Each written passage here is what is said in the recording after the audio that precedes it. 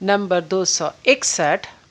12 वर्ष तक अखंड ब्रह्मचर्य और सत्य पालन करने से वाणी सिद्ध हो जाती है, ईश्वरी शक्ति का विकास होता है। ऐसे मनुष्य के वाक्य कभी भी मिथ्या नहीं होते। जिसको जो कहे उसे वही मिल जाता है, अभिशाप या आशीर्वाद कुछ भी हो। वे जिसकी मंगल कामना करते हैं उसका मंगल ही होता है। उनके शुद्ध मन में जो भी संकल्प उठता है वही सिद्ध हो जाता है। नंबर 262। जो भगवान को प्राप्त करना चाहे उन्हें किसी भी अवस्था में सत्य का त्याग नहीं करना चाहिए। उसके फलस्वरूप यदि सहस्त्रों दुख कष्ट भी भोगना पड़े तो भी वह अच्छा ही है। तभी तो सत्य स्वरूप भगवान मिलेंगे। सत्य के छूटते ही भगवान का भी छूटना हुआ।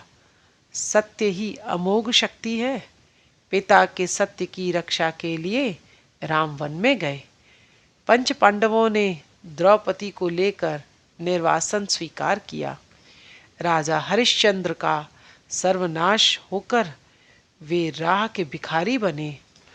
पुराणों में सत्यनिष्ठा के और भी शतशः दृष्टांत हैं।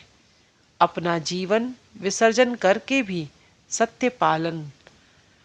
हमारे श्री ठाकुर माँ को ज्ञान अज्ञान, शुचि अशुचि, अच्छा बुरा, पाप पुण्य, धर्म अधर्म आदि सब कुछ समर्पित कर सके, पर सत्य असत्य माँ को नहीं दे सके। कारण वे कहते थे कि सत्य दे देने पर फिर किसके सहारे रहें। नंबर 263। समय सरसर निकला जा रहा है। प्रतिक्षण आयु नष्ट हो रही है। जीवन का अर्थ ही मृत्यु है। शरीर कब नष्ट हो जाएगा इसका कोई ठिकाना नहीं। इसलिए मृत्यु के लिए सदा तैयार रहना चाहिए। व्यर्थ ही समय नष्ट न करो। कोई अवश्य करने का काम भविष्य के लिए न डाल रखो। परलोक के लिए कुछ सहारे की चीज अभी से संचय करो। धन संपत्ति इसी संसार के सहारे है, साथ नहीं जाएंगे। साधन भजन परकाल के सहायक हैं। वही तुम्हारी अपनी निजी चीज है जिसको साथ लेकर जा सकोगे। जो कुछ भी करोगे कुछ भी व्यर्थ नहीं जाएगा, उतना ही मार्ग तय हो जाएगा। नंबर 264।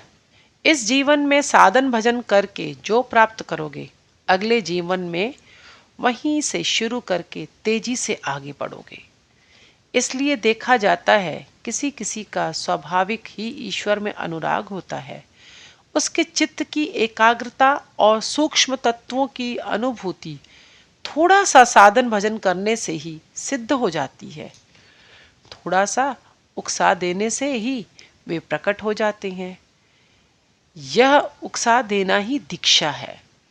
श्री ठाकुर उन्हें सूखी लकड़ी कहते थे, जो एक फूंक मारते ही जल उठती है, और जो भीगे हुए या कच्चे काठ के समान है, वे सहज में चेतना नहीं चाहते। इसके लिए गुरु को कितना ही झंझट सहनी पड़ती है। उन्हें भी बहुत परिश्रम करना पड़ता है और देरी होती है। तत्व की उपलब्धि करना हो तो अनेक जीवन बीत जाते हैं। नंबर 265। कर्म फल का भोग सभी के लिए अनिवार्य है। भोगों का अंत हुए बिना मुक्ति नहीं होती, पर अवतारी पुरुषों का आश्रय ग्रहण करने पर 7 जन्म के भोग एक जन्म में ही कट जाते हैं। नंबर 266। संसार में प्रायः देखने में आता है कि जो धर्म मार्ग पर आरूढ़ हैं उनके सांसारिक दुख कष्टों की कोई सीमा ही नहीं, और जो अधर्म का आश्रय लेते हैं उनमें से बहुतेरे सुख स्वाधीनता से जीवन यापन करते हैं। उनकी भोग वासना खूब प्रबल होने से भोग ही उनका जीवन सर्वस्व होता है। किसी भी उपाय से भोग्य वस्तुएं प्राप्त कर लेने पर वे समझते हैं हम बड़े बुद्धिमान हैं, मजे में हैं, विष्ठा का कीड़ा जैसे विष्ठा में ही आनंद पाता है, उसी में पुष्ट होता है, पर वे इतने मूर्ख होते हैं कि कभी भी नहीं सोचते कि यह सब दुष्कर्मों का बोझ संचित कर रहे हैं। इसके परिणाम में अगले जन्म में भयंकर कष्ट भोगना पड़ेगा। शायद पशु योनि में भी जन्म लेना पड़ेगा। पर जीवन की बात छोड़ देने पर भी जो इस तरह के घोर अज्ञान से आच्छन्न है, जो विवेक रूपी वृश्चिक दशन से भी कभी पीड़ित नहीं होते, वे तो नर पशु ही हैं।